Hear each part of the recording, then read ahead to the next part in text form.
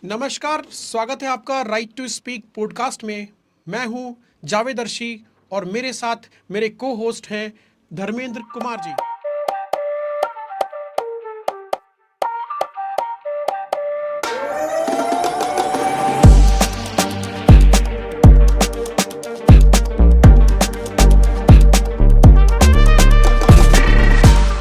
आज हम बात करेंगे दिल्ली के लीगल फ्रेटर्निटी से जुड़े सबसे अहम मुद्दे पर।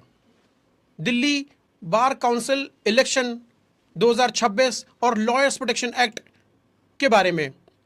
जब लॉयर्स प्रोटेक्शन एक्ट की बात करते हैं तो सबसे पहले जहन में एक नाम आता है जो वकीलों की प्रोटेक्शन के लिए पुलिस और मीडिया से पहले पहुंचता है। Bar council of Delhi 2026 election के मजबूत दावेदार और former secretary Shahdara bar association Raman Sharma हमारे बीच हैं। अरे सर, आपका नाम काफी है, ऐसी बात करते।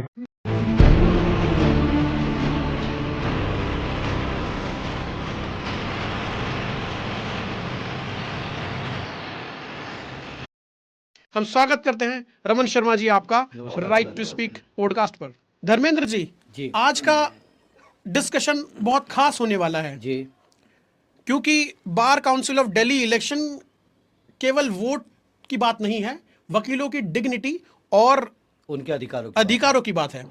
तो रमन शर्मा जी एक मजबूत दावेदार के तौर पर हमारे बीच हैं बीसीडी इलेक्शन 2026 के। हम उनसे इसी मुद्दे पर बात करेंगे। सबसे पहले सवाल हम करना चाहेंगे, रीसेंट सागरपुर पुलिस स्टेशन में जो वायरल वीडियो सभी ने देखा, पुलिस वालों के द्वारा डेरोगेटरी लैंग्वेज का यूज वकीलों के लिए किया गया, जिसका वकीलों में बहुत अधिक रोष है, क्रोध है। जब आपने रमन शर्मा जी ये वीडियो देखा तो आपका पहला रिएक्शन क्या था, ये पहले बताइए। तो मैं आपको ये बता दूं कि सभी दर्शक जो इस वीडियो को देख रहे हैं कि जावेद भाई वैसे अपने आप में पहले ही क्वेश्चन की बौछार बहुत अच्छी करते हैं, क्योंकि पहले भी पॉडकास्ट कर चुके हैं लीगल फ्रेटर्निटी से रिलेटेड। आज साथ में जो हमारे होस्ट और बैठे हुए हैं, हमारे बड़े भाई धर्मेंद्र कुमार जी, बड़े भाई रेगुलर प्रैक्टिसिंग एडवोकेट हैं। और मुझे लग रहा है कि आज का पॉडकास्ट काफ़ी खतरनाक होने वाला है, क्योंकि एक प्रैक्टिसिंग एडवोकेट जो सवाल पूछता है उसके जवाब दे पाना बड़ा टफ काम है। एक होस्ट जो कि एक काम कर रहे हैं इन्हें, पर एक और होस्ट जिसे लीगल फ्रेटर्निटी की सच्चाई के बारे में, धरातल के बारे में पता है, तो आप कह सकते हैं कि बहुत रोमांचक पॉडकास्ट है। सागरपुर की घटना एक ऐसी घटना है कि जो पहली बार वायरल हुई। शायद ऐसी घटनाएं रोज थाने में होती हैं, पर कोई वीडियो नहीं बन पाता, कोई रिकॉर्डिंग नहीं हो पाती, क्योंकि फोन छीन लिए जाते हैं अक्सर थाने में जब भी कुछ ऐसा कुछ होता है। चाहे वो क्लाइंट हो, चाहे वो वकील हो, बदतमीजी तो होती है, नो डाउट।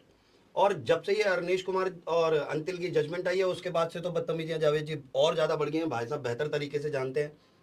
तो ये जो घटना हुई, शायद ये एक गलती से रिकॉर्ड हो गई, जिससे सारी दुनिया को ये पता लगा कि हमारे लिए, एडवोकेट्स के लिए, जो सबके लिए लड़ते हैं, चाहे वो एक आम आदमी हो, रोड पे रहने वाला हो, चाहे एक अरबों खरबोपति हो जो विदेश में सेटल है, जिसकी अरबों रुपए की प्रॉपर्टी है, हर समाज के तबके को हमारी ज़रूरत होती है जी। पर तबका, समाज का सबसे निचला तबका, एक बेचारा एक गरीब महिला जब थाने जाती है और वो अपनी एक कंप्लेंट करने गई थी 376 की, मौलिक अधिकार है हमारा, संविधान पुलिस को भी यही देता है, यह आदेश देता है कि आप जो भी आए, जो परेशान है, जो सताया हुआ है, जिसके साथ कुछ अपराध हुआ है, वो विक्टिम है, उसकी रिपोर्ट ली जाए, और अगर वो अपने एडवोकेट को भी बुलाना चाहता है तो वो बुला सकते हैं। पर वहाँ जो इंसिडेंट हुआ वो बहुत ही निंदनीय था। पुलिस के मन में जो हम वकीलों को लेकर जो द्वेष की भावना वो निकलकर सामने आई, यस, वीडियो के तौर पर, बिल्कुल वीडियो के तौर पर, उससे बिल्कुल सारे समाज के सामने, मे बी कि सारे इंडिया के सामने अब ये चीज़ क्लियर है, और सारे भारतवर्ष के वकीलों ने लगभग वो वीडियो देखी, तो सबको ये पता लगा कि हाँ, हमारे लिए पुलिस कैसा व्यवहार करती है जी। ये व्यवहार होना नहीं चाहिए, क्योंकि देखिए हमारा रात दिन एक दूसरे से पाला पड़ता है। अगर वो मुकदमे दर्ज करते हैं, चाहे वो झूठे करें चाहे वो सच्चे करें, उन्हें साबित तो हम ही करते हैं ना। सही बात भाई एक बार अगर आप कोर्ट में पहुंच गए तो पुलिस की जिम्मेदारी वहां खत्म है चार्जशीट के बाद में। उसके बाद हम वकीलों की जो है वो शुरू होती है तैयारी कि हमने उस मुकदमे में जो अपने क्लाइंट के लिए क्या फेवरेबल है, क्या निकाल के लाना है, वो सब कुछ चलता है। ये घटना मतलब दोनों समाजों के बीच में, पुलिस नो डाउट, पुलिस में भी अच्छे लोग हैं और सम्मान भी करते हैं, वो अधिवक्ताओं का भी सम्मान करते हैं, पर ये कुछ लोग जो बीच में से निकल के सामने आते हैं, समय समय पर ऐसी चीजें बाहर आती रहती हैं, ये आपसी द्वेष को बढ़ाते हैं जी जिससे माहौल खराब होता है। अब ऐसा नहीं है कि आप लोगों के पास पावर है या कानून ने आपको अधिकार दे रखा है कि सही है भैया कोतवाल तो आपका डर का आएगा कि तुम खुद ही पुलिस में हो, तुमने खुद FIR करनी है, तुमने खुद इन्वेस्टिगेशन करनी है, तुमने खुद चार्जशीट फाइल करनी है। तो इन चीजों को सोचना चाहिए। हमारे पास भी बहुत कुछ है। आप सिर्फ 3 कानून पढ़ते हैं, हम 30 कानून तो कॉलेज में पढ़ के आते हैं। बिल्कुल बिल्कुल। फिर उसके बाद सारी उम्र कानून पढ़ते हैं। यहाँ सांस लेने पर भी कानून है, सांस लेने से और मरने तक हम कानूनों से बंधे हुए हैं। उन कानूनों को बताना, उन कानूनों का ज्ञान देना और उन कानूनों के साथ जनता के अधिकारों की रक्षा करना, अपने अधिकारों की रक्षा करना, समाज के हर वर्ग के अधिकारों की रक्षा करना हमारा कर्तव्य है। एक बड़ी टकराव की स्थिति बची है अभी अभी। अगर शायद कोई एक्शन ना होता, क्योंकि काफी भाइयों ने कहा कि ये भी बहुत छोटा सा एक्शन है कि सस्पेंड कर दिया और लाइन हाजिर कर दिया, पर ये फिर भी एक मैसेज जाता है कि आप टकराव की स्थिति उत्पन्न ना करें। नहीं, पहले भी बहुत सारे टकराव हो चुके हैं, जैसे 30 हजारी का गोलीकांड हुआ था जी कड़कड़डूमा में, हमारे सीनियर्स के साथ में मार पिटाई करी थी आनंद विहार थाने वालों ने। तो उसका जवाब भरपूर इसी तरीके से दिया जाता है। दबने वाले हम भी नहीं है। मान सम्मान देंगे, मान सम्मान मिलेगा। नहीं देंगे तो जो आप हमें देंगे वो हम आपको वापस देंगे और सूद समेत वापस देंगे। बहुत बढ़िया। आपकी इसी व्यवहार और अदा की वजह से आपको कड़कड़डूमा का दबंग भी कहा जाता है, ये हमने सुना है। धर्मेंद्र जी, आप इसमें नेक्स्ट क्वेश्चन क्या करना चाहेंगे? देखिए, मेरा सबसे पहला क्वेश्चन जो रमन जी से है, इसी संदर्भ में जो आपने क्वेश्चन किया था अभी, उसी मतलब क्वेश्चन को आगे बढ़ाते हुए एक छोटा सा क्वेश्चन मेरा जो अराइज होता है वो ये है कि रमन जी, जैसा कि आपने अभी सागरपुर में देखा जिस तरीके से वो जो संघर्ष पुलिस एंड एडवोकेट्स के बीच में जो हुआ, तो उस वक्त हमें यह एहसास हुआ कि हमारे लिए एडवोकेट एक्ट कितना जरूरी है। यस, मैं चाहता हूँ कि आप उस पर थोड़ा सा हमें वो सारी चीज़ें बताएं या कुछ एक पॉइंट ऐसे बताएं जिससे हम वकीलों को एडवोकेट एक्ट के आने के बाद जो सुरक्षाएं प्रदान होंगी। सुरक्षाएं, देखिए, हमें जैसे डॉक्टरों के लिए एक्ट है, आप तो धर्मेंद्र भाई पढ़ ही चुके होंगे उस एक्ट को, कि वो उनके जो वर्क प्लेस पर उन्हें सिक्योरिटी देता है। और यही सिक्योरिटी हमें भी हमारे वर्क प्लेस पर, हमारे ऑफिस पर, जहाँ जो हमारे चैम्बर्स हैं वहाँ पर, कोर्ट प्रमाइसिस में हमें मिलनी चाहिए और वो हम लेके रहेंगे। नहीं मिलती तो छीनेंगे। मैं खुद सेक्रेटरी रहा 2 बार में, उसी समय इस चीज पर संघर्ष शुरू हो गया था कि एडवोकेट प्रोटेक्शन एक्ट लाया जाए। यस। कोऑर्डिनेशन कमेटी ने मिलकर इस चीज की डिमांड करी थी। शायद सरकार की तरफ से इसमें कुछ ढिलाई रही तो हमारे सीनियर्स ने एक रिट फाइल करी थी हाई कोर्ट में, जो अभी तक पेंडिंग चल रही है। अब जब तक उस रिट का डिस्पोजल नहीं हो जाता या फिर सरकार से कोई बातचीत नहीं होती, क्योंकि उस समय आम आदमी पार्टी की सरकार थी, आज बीजेपी की सरकार है। तो शायद किसी ने बात भी ना करी हो, क्योंकि मैं अब एग्जीक्यूटिव का पार्ट नहीं रहा हूं तो मुझे इस बारे में ज्यादा जानकारी नहीं है। क्योंकि ये मुद्दे अगर डिले होने शुरू होते हैं तो डिले होते ही चले जाते हैं, नेताओं के पास समय नहीं है। एक मैं I am sorry to interrupt you here, एक मैं बात कहना चाहूँगा। अच्छा, ये भी वकीलों के साथ तब हो रहा है रमन जी, जब हमारे दिल्ली स्टेट की जो CM है खुद अपने आप में एक एडवोकेट है।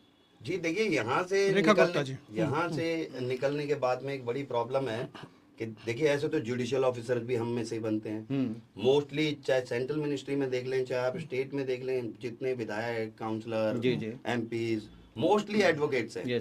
और पता नहीं क्यों यहाँ से निकलने के बाद वो हमें भूल जाते हैं। उन्हें ऐसा कौन सा इंजेक्शन लगाया जाता है कि उनके माइंड से साफ कर दिया जाता है कि भाई वकीलों के लिए आप लोग कुछ नहीं करोगे। ओके। तो ये उनका कर्तव्य बनता है कि उनकी पहचान यही है कि आप एक एडवोकेट हैं, और जब आप खुद को कहीं बैठ के एडवोकेट बताते भी हैं तो फिर तो आपका नैतिक कर्तव्य बनता है, एक मॉरल रिस्पॉन्सिबिलिटी है कि आप उनके बारे में सोचें। और एक बहुत महत्वपूर्ण बात जो मैं यहाँ पर ऐड करना चाहूँगा वो ये है कि पुलिस वाले ये तो कहते थे कि वकील तेरे को लूट खाएगा, वकील तेरा ये कर देगा, लेकिन वो ये नहीं जानते कि जब उनकी पेंशन की प्रॉब्लम आती है, उनकी नौकरी की प्रॉब्लम आती है, या यूँ कहो कि कभी घूसखोरी में वो फंस जाते हैं, तो हम ही वो वकील भाई हैं जो उनकी मदद करते हैं। बिल्कुल। क्या रमन जी, आप इस बात से सहमत हैं? बिल्कुल सहमत है, बिल्कुल सहमत है जी। हमारे राउस एवेन्यू कोर्ट में बहुत सारे ऑफिसर मिल जाते हैं जब कभी मुकदमे में जाला होता है। तो काफी सारे हमें दिल्ली पुलिस के जो है वो अधिकारी, कांस्टेबल से लेके ACP DCP तक सब लोग मिलते हैं भाई। और उन्हें वकीलों की जरूरत है, वकील उनके साथ खड़े होते हैं भी उन्हें। तो इस चीज को समझना चाहिए भी, हम समाज का वो तबका है जो हर तबके की रखवाली कर रहे हैं, हर तबके की सुरक्षा कर रहे हैं। यहाँ एक बात और कहना चाहूंगा मैं, you may hate us but you may not ignore us. बहुत बढ़िया, राइट, बहुत बढ़िया कहा आपने। आप हमें जो है हमसे नफरत कर सकते हैं, जलन रख सकते हैं, हमें इग्नोर नहीं कर सकते, अनदेखा नहीं कर सकते। Raman ji, politics and court से हटकर बात करते हैं। आपने कड़कड़डूमा में कई वर्ष बिताए हैं, एज ए सेक्रेटरी के तौर पर आप रहे हैं। वो कौन सा पल था, कौन सी ऐसी बात थी जब आपने डिसाइड किया कि मुझे वकीलों के लिए लड़ाई लड़नी है, लीडरशिप में आना है और वकीलों के हक की बात करनी है? जावेद भाई, नटशेल में बताऊंगा क्योंकि कहानी बहुत लंबी है। यस। भाई मैं फर्स्ट जनरेशन लॉयर था। जब मैं प्रैक्टिस में आया तो महसूस हुआ कि काम कैसे आएगा। जो थोड़ा बहुत आता था करते थे। ओके।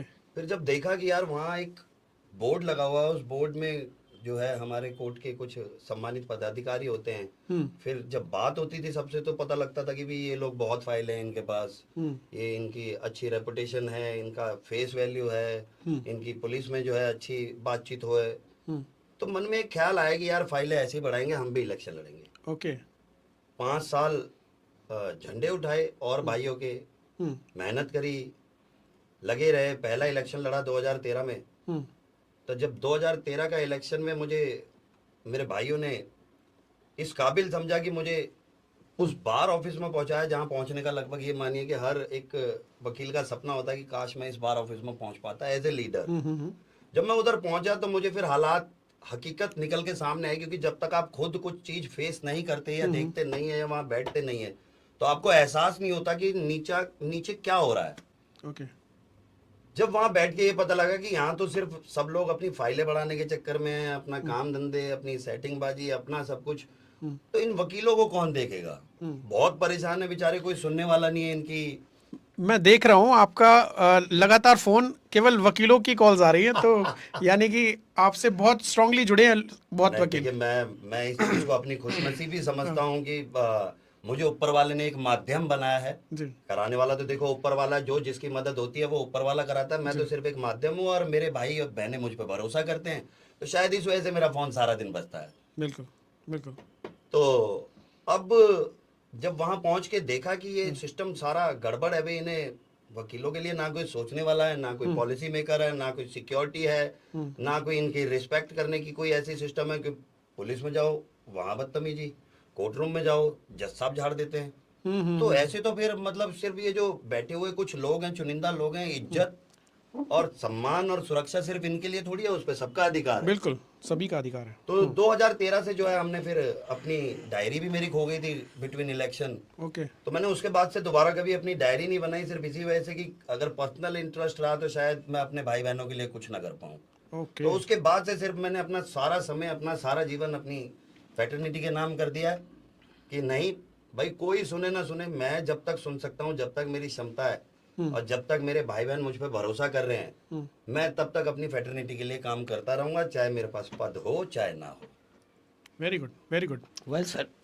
या over to Dharmendra sir. Raman ji, बड़ा ही मज़ा आ रहा है आपसे बात करने में, क्योंकि आपका पास जो अनुभव है एडवोकेसी का, प्लस एडवोकेसी के अलावा जो वकीलों के बीच का जो एक्सपीरियंस है, बड़ा ही यूँ कहो कि मंजा हुआ एक्सपीरियंस है। रमन जी, इसी मंजे हुए एक्सपीरियंस को आपके को इस्तेमाल करते हुए और उसको जानकर मैं आपसे एक क्वेश्चन पूछना चाहता हूँ। हालांकि मेरे पास बहुत सारे क्वेश्चन हैं, लेकिन एक क्वेश्चन से शुरुआत करूंगा मैं। मेरा क्वेश्चन इस प्रकार है रमन जी, आप 2 बार सादा बार के सचिव रहे हैं जी। एक स्थानीय बार चलाने और पूरी दिल्ली के वकीलों का प्रतिनिधित्व करने में आप क्या बुनियादी अंतर देखते हैं? बुनियादी अंतर सिर्फ इतना सा है कि अभी तक बड़ा सीमित क्षेत्र था मेरे पास। मैं सिर्फ कड़कड़डूमा के जुरिडिक्शन में मेरे भाइयों को जो परेशानी होती थी, मेरी बहनों को, जो वकील समाज को, चाहे वो किसी भी बार का मेंबर हो, हालांकि मैंने कभी नहीं पूछा कि आप कौन सी बार के मेंबर हैं। अगर जमुना पार में या कड़कड़डूमा के जुरिडिक्शन में किसी भी एडवोकेट को कोई परेशानी होती है तो उसके लिए मैं अपनी क्षमता के अनुसार जो कर सकता हूं मैंने हमेशा करा है। अब पूरी दिल्ली के अगर लेवल पर देखा जाए तो बहुत बड़ा, बहुत बड़ी जिम्मेदारी। बहुत देखिए, अगर हम इस इलेक्शन की बात करें तो एक एमपी से भी बड़ा इलेक्शन है। बिल्कुल सही बात है। पूरी दिल्ली कवर अप करनी पड़ती है, सबसे मिलना है, सबसे बातचीत करनी है। हाँ, पर इतना जरूर है कि मेरे पास 2 बार सेक्रेटरी का एक्सपीरियंस है, 1 बार जॉइंट सेक्रेटरी का एक्सपीरियंस है। बहुत बढ़िया वाला एक्सपीरियंस है। जी जी। मैं वही बताना चाहूंगा कि मैं जो काम मैंने अपने कड़कड़डूमा के लिए करे और जो मैं कर रहा हूँ, इन्हीं कामों को सोचते हुए मुझे बीसीडी लड़ने का एक विचार आया कि जब मैं यहाँ के लिए, यहाँ अपने भाइयों के लिए एक लिमिटेड एक एरिया में लड़ रहा हूँ, तो क्यों ना इस लड़ाई को पूरी दिल्ली के लिए लड़ा जाए, एक बड़े क्षेत्र पर। कि हाँ भाई, जहाँ भी जाएं, मोस्टली बार एसोसिएशन या हमारे जो वकील भाई हैं वो दुखी रहते हैं, परेशान ही रहते हैं, कोई सुनने वाला नहीं है। और बीसीडी जैसी संस्था जो कि हम कहें कि एक ऐसी जगह है, बहुत पावरफुल है, अगर हम वहां बैठ के किसी की मदद करना चाहें तो शायद सारी दिल्ली 25 लोग वहां गिन के जाते हैं, 25 लोग जो सिलेक्ट होते हैं वो ये मानिए कि वो 2 लाख वकीलों का प्रतिनिधित्व कर रहे हैं। और बिल्कुल ये तो सही एक बात है, बिल्कुल सही बात है। ऐसा मान के चले कि सरकार से डायरेक्ट लिंक है, हाई कोर्ट से डायरेक्ट लिंक है, पुलिस के आला अधिकारियों से डायरेक्ट लिंक है। भाई हमारा लिंक सिर्फ डीसीपी जॉइंट सीपी तक हो बिल्कुल पाता सही बात है, बिल्कुल एक बार के उससे, क्योंकि बिल्कुल। रेंज के हिसाब से Right, right, right. डिवाइड है सारे डिपार्टमेंट जो है। अब बीसीडी में बैठ के जब सारी दिल्ली के लिए काम करने का मौका मिलेगा, तो जो मैंने काम कड़कड़डुमा में करे और जितना मैं कर पाया, मैं वही चाहता हूं कि वही सारी चीजें पूरी दिल्ली के लिए लागू करें। Very भाई good, बहुत सम्मान बढ़िया। दिलाया जाए वकीलों को, बिल्कुल सही। उनके अधिकारों के लिए लड़ा जाए, उनके लिए जितनी सुविधाएं कोर्ट के एक प्रमाइसिस के अंदर होनी चाहिए, उन सबकी जो है जिम्मेदारी बार एसोसिएशन पे होती है। पर बड़े स्तर पर देखें और सभी कोर्टों का देखें तो वो जिम्मेदारी बीसीडी की बनती है। तो इसी विचार को दिमाग में रखते हुए मैंने इलेक्शन लड़ने का सोचा, क्योंकि सेवा तो मैं ऐसे भी कर सकता हूँ, मुझे कोई परेशानी नहीं है और मैं बिल्कुल कर भी हाँ, रहा और हूँ, कर भी रहे हैं, सही बात है। मुझे कोई परेशानी नहीं। पर पद, मैंने पहले भी कई बार कहा है कि पद की जरूरत एक निर्णय लेने के लिए होती है। जैसे 138 का था, मेरे पास पद नहीं था तो मुझे नीम के पेड़ के नीचे अकेले बैठना हाँ, पड़ा। बिल्कुल सही बात है। और तो हमने बातें देखा भी- था, जी, हाँ, जी, बहुत जी, बढ़िया जी। वाला था। तो मुझे नीम के पेड़ के नीचे अकेले बैठना पड़ा। काश मेरे पास यही पद होता तो शायद मैं इसे और बिल्कुल सही बात है। और अच्छे तरीके से और बड़े रूप में इसे जो है, और उसका रिजल्ट कुछ और ही होता है। रिजल्ट कुछ और, रिजल्ट हालांकि अब भी अच्छा हुआ कि 138 की सारी कोर्टें वापस आ गई। Well, तो जब एक जगह बैठ के सब जगह के लिए करा जा सकता है, तो फिर उस एक जगह बैठ के तो सोचिए आप कि कितने 2 लाख वकीलों के लिए लगभग पूरी दिल्ली के लिए करा जा सकता है। एक मजबूत लड़ाई कलम के द्वारा ही लड़ी जा सकती है, और कलम में ताकत तभी आती है जब आपके पास एक पद हो, और उसी पद के माध्यम से आपने काफ़ी पद, सेक्रेटरी पद रहे आपके पास, और आपने सेक्रेटरी पद पे रहते हुए वकीलों का कल्याण और वेलफेयर के बारे में बहुत अच्छे कार्य किए हैं। इसीलिए इस बार आपको बीसीडी इलेक्शन में भी लोग पसंद कर रहे हैं। तो आने वाले बीसीडी इलेक्शन में बहुत से लोग आपको अपने उम्मीदवार के तौर पे चुनेंगे, उनकी आकांक्षाओं पर आपको खरा उतरना है। फर्स्ट जनरेशन लॉयर जैसा कि आप खुद हैं, फर्स्ट जनरेशन लॉयर के लिए बहुत ही स्ट्रगल रहता है इस प्रोफेशन में अपने आप को इस्टेब्लिश करने के लिए, और उनके लिए बहुत सारी सुविधाएं होनी चाहिए, एक अच्छा गाइडेंस होना चाहिए, एक लाइब्रेरी की सुविधा होनी चाहिए। तो क्या इन सुविधाओं पर भी आपका ध्यान केंद्रित रहेगा अगर आप बीसीडी में बिल्कुल होते हैं? बिल्कुल, क्यों नहीं रहेगा। देखिए, मैं जब लास्ट टेन्योर में मैं सेक्रेटरी था, उस समय नई लाइब्रेरी के लिए उस समय जो हमारा पत्र व्यवहार हुआ या जो भी हमारी बातचीत हुई, उसका परिणाम हालांकि बाद में निकल के आया, पर कोई बात नहीं। हमारी लाइब्रेरी आज नई बन गई है, हमारे बार रूम नए बन गए हैं, हमारे कॉमन हॉल नए बन रहे हैं, हमारे कॉन्फ्रेंस हॉल नए बन रहे हैं। कड़कड़डुमा की बात कर रहा हूँ ये मैं, जी जी जी, जो मैं कड़कड़डुमा सेक्रेटरी रहते हुए कर पाया। ओके, और हमारे यहाँ आप ये देखें कि ये भी सुविधा है कि वहाँ कंसल्टेशन रूम काफी समय से बने हुए हैं। अच्छा, जब मैं पिछली बार सेक्रेटरी था उस समय कंसल्टेशन रूम बनवाए गए थे न्यू कमर्स के लिए, कि एक मिनिमम अमाउंट पे उन्हें वो सुविधा दी जाए कि वो एक ऐसा लगे उन्हें भी कि हाँ, एक डिग्निफाइड मैनर में वकालत कर रहे हैं। कोई बाइक पे बैठ के क्लाइंट डील करता है, कोई कहीं बैठ के, क्योंकि सीटों और चैम्बरों का बहुत अभाव है और संख्या हमारी बहुत ज्यादा है। जी, तो एक डिग्निफाइड मैनर में वकालत करने के लिए कि शुरुआत करी गई थी कि वहाँ प्रशासन से बात कर जो वो रूम बनवाए गए थे, अगर आप देखेंगे, शायद पता नहीं आपने देखे हैं या नहीं देखे, धर्मेंद्र भाई आपने पता नहीं मुझे अभी तक देखे हैं या नहीं देखे, पर देखिएगा जरूर। ऐसी ही सुविधा हर जगह होनी चाहिए। जो काम नए वकीलों के करने लायक हैं और जो वो करते हैं, उनके लिए उन्हें प्रोत्साहन की जरूरत है। सबसे पहले तो आप ये मान के चले कि आने वाला हर वकील कोर्ट में जो नया इनरोल होके कोर्ट में आता है, हर आदमी यही सोच के आता है कि मैं कमाई करूंगा। बिल्कुल, पर शुरू के 5 साल ऐसे कटते हैं कि डिप्रेशन की स्टेज आ जाती है। ओके, स्ट्रगलिंग है, स्ट्रगल। मैं कह रहा हूँ परचून की दुकान जल्दी चल जाती है, धर्मेंद्र भाई, वकालत चलने में बहुत समय लग जाता है। भरोसा जो है जीतना क्लाइंट का, वो बहुत बड़ी बात होती है, और वो तभी होगा जब मुकदमे आने शुरू होंगे। जी, तो डीएलएचए की मार झेल रहे हैं ओके, भाई, न्यू कमर्स के हिस्से का जो काम था वो डीएलएचए कर रहा है। हाँ जी, हाँ जी, डीएलएचए की मार हम झेल रहे हैं, ज्यूरिडिक्शन हमारे पास नहीं है, काम की कमी है। अब ये लोक अदालतें और लगनी शुरू हो गई हैं। हाँ जी, पहले ऐसा होता था, जब हमने वकालत शुरू करी थी तो हम सुपुर्दारी लगा लेते थे, एनरोसमेंट कैंसिलेशन लगा लेते थे, चालान भुगत लेते थे। तो ये था कि हाँ, वो स्ट्रगलिंग पीरियड आसानी से कट जाता था, महसूस नहीं होता था।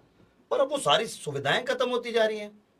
तो उनके लिए काम जनरेट करना पड़ेगा। अगर नहीं होता तो उन्हें कुछ समय के लिए जो है या तो सरकार से बात करी जाए, और अगर बीसीडी के पास फंड है तो बीसीडी अपने पास से अरेंजमेंट करके कुछ ना कुछ अमाउंट उन्हें एक लिमिटेड टाइम पीरियड के लिए दिया जाना चाहिए, कि जिसमें उनका प्रोत्साहन भी बढ़े, उनमें कोर्ट आने के लिए भी करेजमेंट रहे कि नहीं मुझे कोर्ट जाना है। जब तक कोई व्यापारी अपनी गद्दी पर जाके बैठेगा नहीं तो वो काम धंधा करेगा कैसे? कस्टमर कहाँ से आएंगे?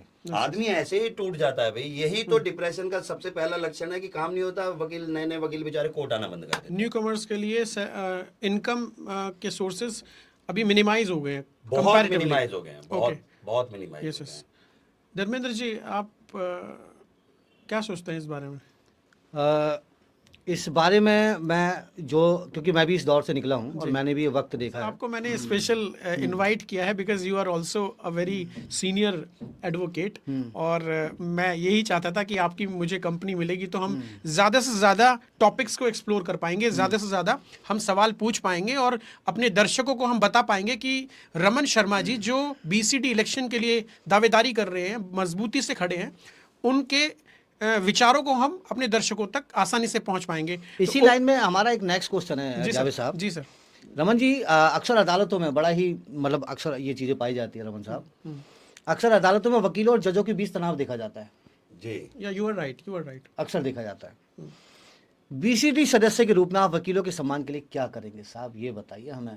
देखिए, मैं पहले ही कह रहा था कि ये रैपिड राउंड फायर है और आग भरे सवाल जावेद भाई की तरफ से कम और आपकी तरफ से ज्यादा है, क्योंकि धरातल देखा आपने, बिल्कुल सही कहा आपने कि रिलेशन हेल्दी होने चाहिए। कहते हैं वैसे बार और बेंच दोनों एक दूसरे का जो प्रतिबिंब है जी, अगर देखा जाए तो वो अगर कोर्ट ऑफिसर, हम कोर्ट ऑफिसर है, वो प्रिजाइडिंग ऑफिसर है तो दोनों ऑफिसर ही। Yes yes. कचहरी में सिर्फ दो ही ऑफिसर है, या तो जज साहब या वकील साहब। बिल्कुल सही बात है।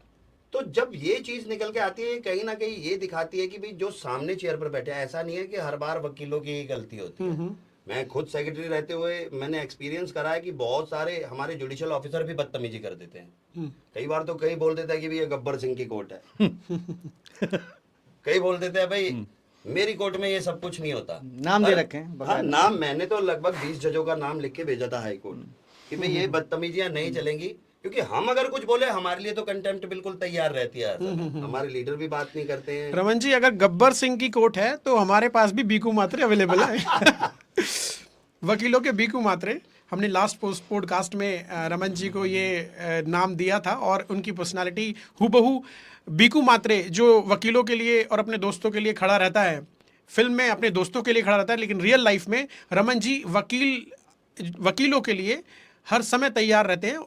एडवोकेट प्रोटेक्शन एक्ट की तरह काम करते हैं। अब इसमें धर्मेंद्र भाई हमें हमारे जो हमारे सीनियर जो हमारे लीडरान हैं, जैसे बीसीडी के 25 पदाधिकारी थे, वैसे कायदे में उनका बनता है कि वो चीफ साहब से मिलें जी, कि एक डायरेक्शन, कोई गाइडलाइंस कुछ तो ऐसी होनी चाहिए कि अगर हम पे लगाम है, बिल्कुल सही बात है, तो लगाम बिल्कुल, उन पे भी होनी बिल्कुल चाहिए बिल्कुल, भाई। Absolutely I agree with you. ऐसा थोड़ी है कि भाई ह्यूमन नेचर है। Yes yes. कि अगर आप भी पढ़े लिखे हैं तो पढ़े लिखे तो हम भी आपसे कम नहीं है। वही डिग्री आपके पास है, वही डिग्री हमारे पास है। और रमन भाई, वर्कलोड होने का मतलब थोड़ा ना एक दूसरे को जलील करने लगे हैं।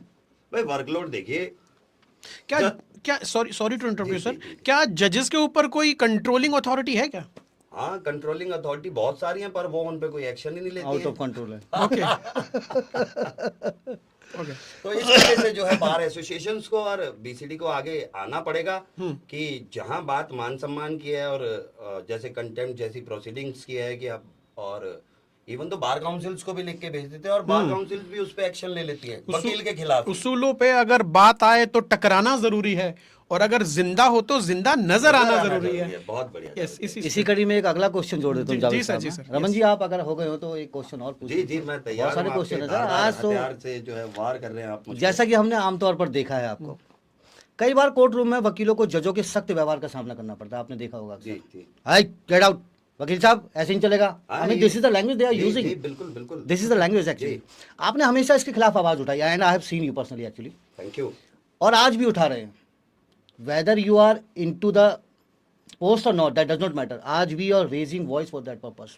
पॉइंट इज दैट इस संतुलन को आप बीसीडी में कैसे ले जाएंगे, देखिए और ऐसा क्या करेंगे जिससे बार और बेंच के रिश्तों में सुधार आए रमन साहब? बहुत बढ़िया। क्योंकि जिस तरीके से हालात चल रहे हैं ना, जो सुपीरियरिटी कॉम्प्लेक्स जो हो चुका है, मैं चाहता हूं कि आप उस पर हमें एक ऐसा जवाब दें जिससे निकल कर ये आए कि वकील अपने आप को सोचे कि yes there is someone who is behind us, who is standing by us. बिल्कुल सही। देखिए, अगर जो ये सब चीज़ें हैं और अगर इन्हें जो कन्फ्लिक्ट हमारे अक्सर होते हैं कोर्ट रूम में कि हमें बहुत ही अभद्र भाषा का भी सामना करना पड़ता है, जज साहब ही उल्टा बोल जाते हैं, बहुत बदतमीजी से बोल जाते हैं।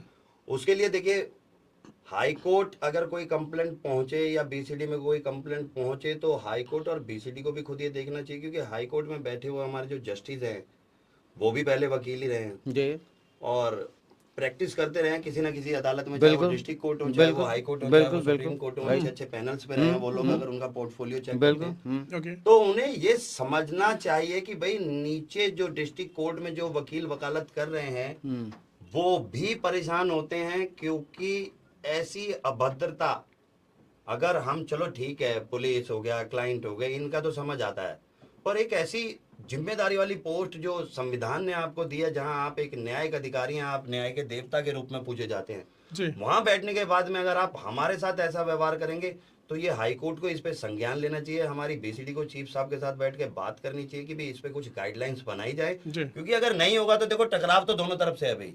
अगर वो ये सोचें कि वो बहुत पावरफुल है, देखिए हमारे बिना भी कोर्टें नहीं चल सकती, बिल्कुल सही बात है। जज साहब अकेले बैठ के डिसीजन बिल्कुल सही बात है। या फिर डीएलएसए का वकील साहब को भी खड़ा करके, ऐसा नहीं है कि प्रोसिक्यूशन और डिफेंस का दोनों तरफ, बिल्कुल सही बात DLSA में भी हमारे भाई अभी उन्हें भी समझना पड़ेगा बिल्कुल। कि अगर कोई बात ऐसी होती है, इस पे अगर संज्ञान नहीं लिया जाता है, इसको नहीं समझा जाता है, देखिए हर चीज प्यार से और पत्र व्यवहार से सुधर जाए जरूरी नहीं है, कुछ चीजों के लिए टकराना भी पड़ता है, जैसे जावेद भाई ने बताया कि जिंदा हो तो जिंदा नजर आना भी बिल्कुल सही बात है। जी जी, अपने अधिकार के लिए बहुत ही लड़ना बढ़िया। पड़ता है। अपने जी, अधिकारों के लिए। बिल्कुल बिल्कुल लड़ना पड़ता है और लड़ेंगे। बिल्कुल लड़ेंगे। और एक इसी कड़ी में एक बहुत ही बढ़िया क्वेश्चन रमन साहब आपके लिए है। कहा जाता है कि आप रात के 2 बजे, आपको रात के 2 बजे भी अगर कोई वकील मुश्किल में रमन शर्मा को फोन करता है तो आप खड़े मिलते हैं।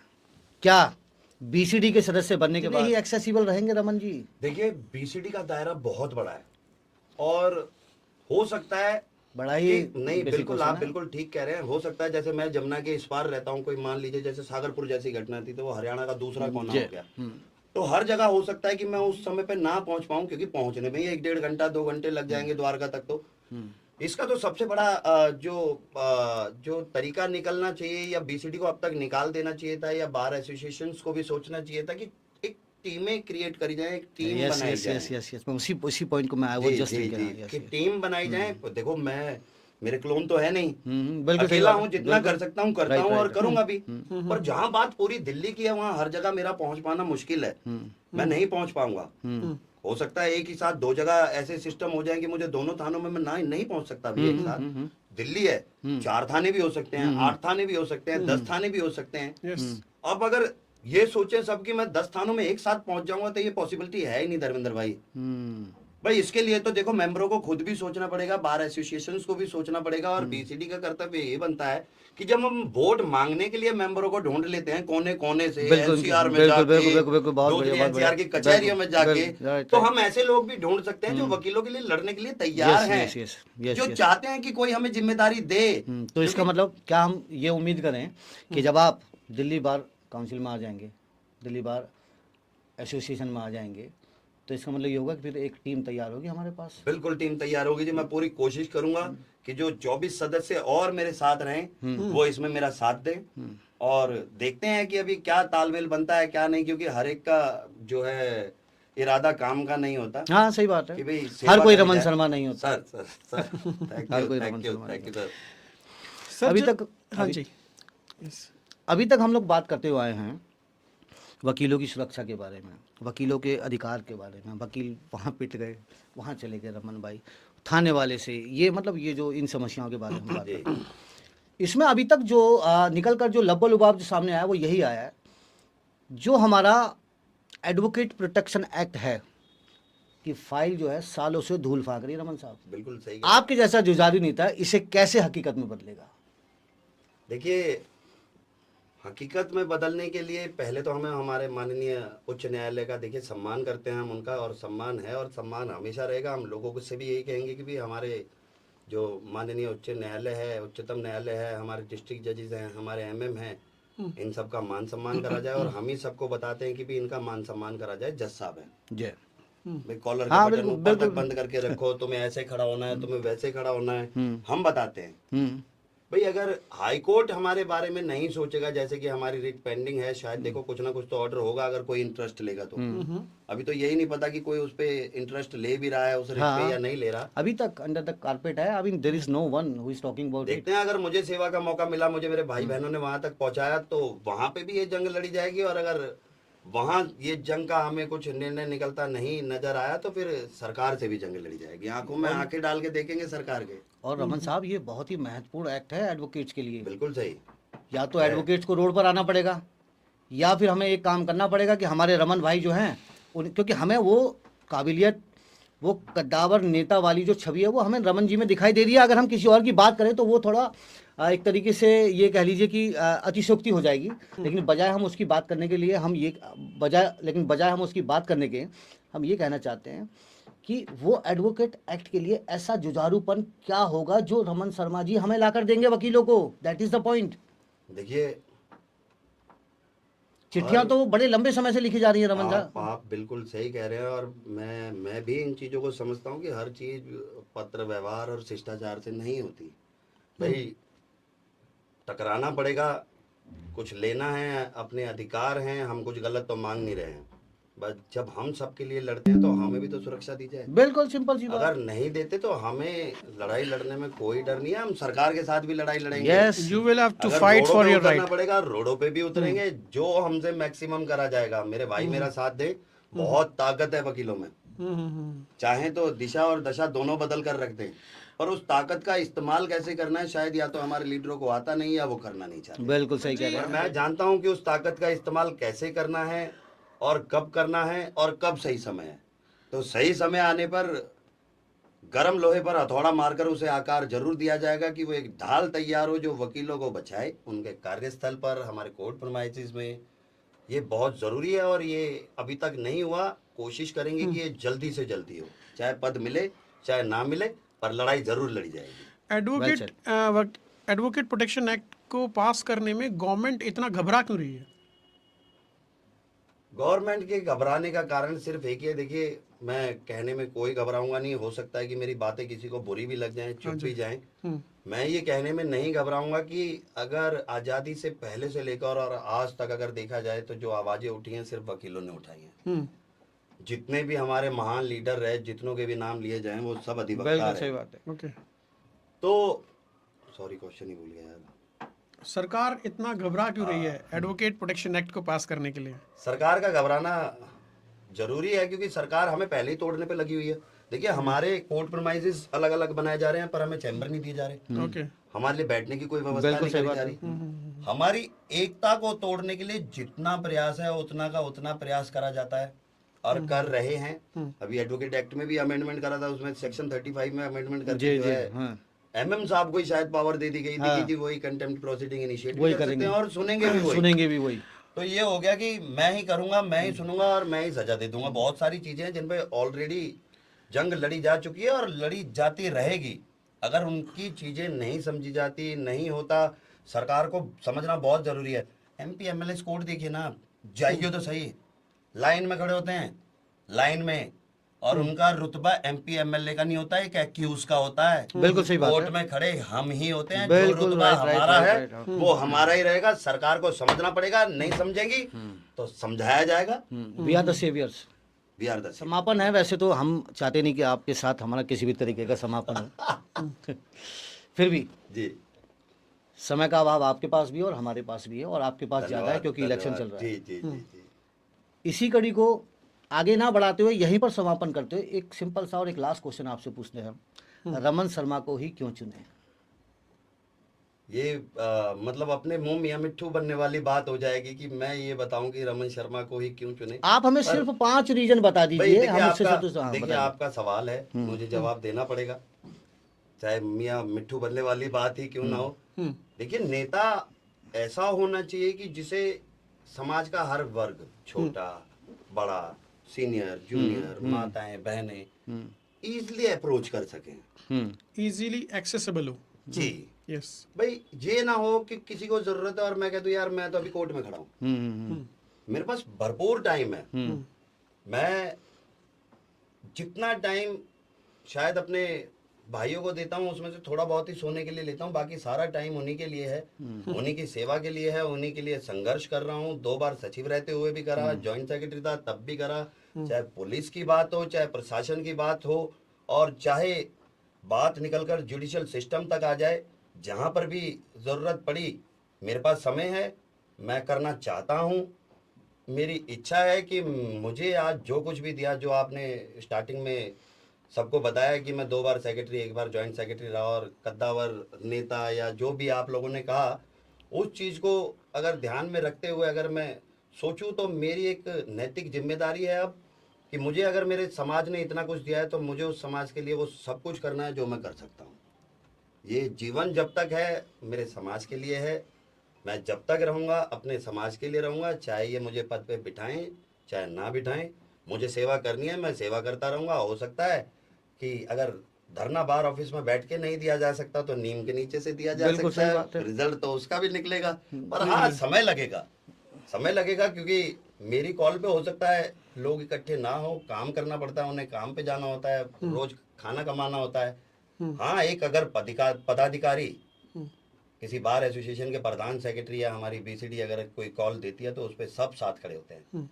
मैं सबको साथ लेके चलना चाहता हूँ, सबके सम्मान सुरक्षा, उनके लिए उचित जो कोर्ट रूम में व्यवस्था है, चाहे उन्हें चैम्बर्स कह लें, चाहे सीटें कह लें, चाहे हमारे जो कंसल्टेशन रूम है वो कह लें, चाहे लाइब्रेरी कह लें, चाहे कॉमन हॉल कह लें, चाहे कॉन्फ्रेंस हॉल कह लें, चाहे जुडिशरी की क्लासेस कह लें, मैं जितना मैक्सिमम काम कर पाया। इवन दो टॉयलेट्स के बहुत बुरे हालात हैं हमारे यहाँ के, मैं और कोर्टों में भी जा रहा हूँ तो वहाँ टॉयलेट्स बहुत ही खस्ता हाल है। भाई साहब आपने 30,000 बिल्कुल का हाल बिल्कुल। देखा होगा, अरे पटियाला बहुत उसका देखा बहुत होगा। बुरा हाल है। मैंने 64 टॉयलेट्स नए पिसिंग बनवाए। एरिया बने हुए। I am sorry to use this term actually, but बहुत बुरे हालात हैं। मुझे पॉडकास्ट पे बोलते समय भी थोड़ा अजीब सा लग रहा है, पर ये आवाज अगर संबंधित अधिकारियों तक, पदाधिकारियों तक पहुंच रही हो तो भाई ये बेसिक नीड्स हैं हमारी, इन्हें सोचिए, इन पे काम कीजिए।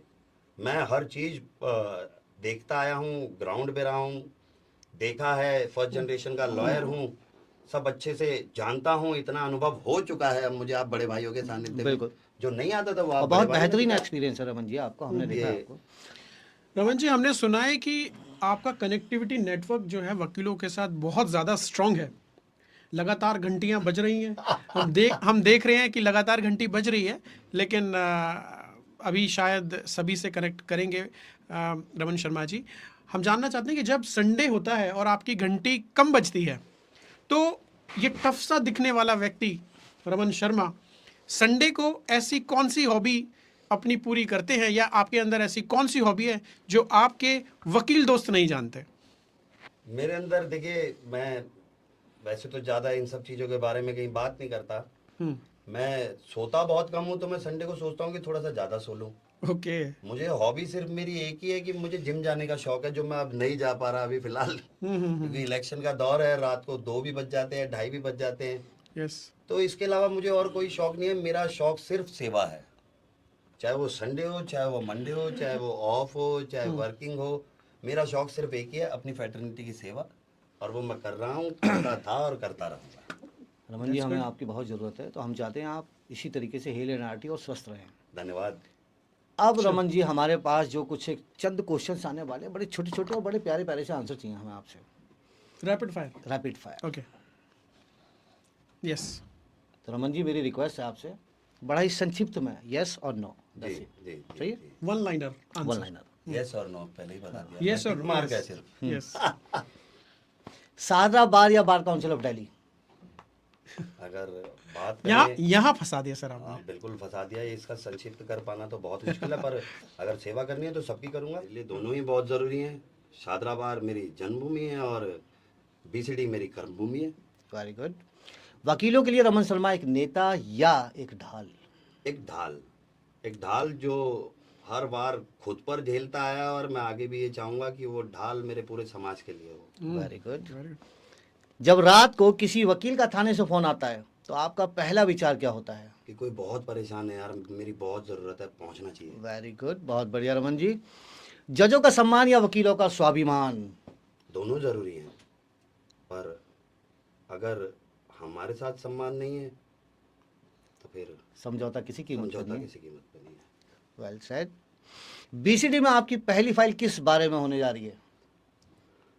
जुरिडिक्शन। मेरा सेंटेंस इस तरीके से था रमन जी, क्योंकि मैं आपको एश्योर कर चुका हूँ कि आप जीतेंगे। होने जा रही है। धन्यवाद।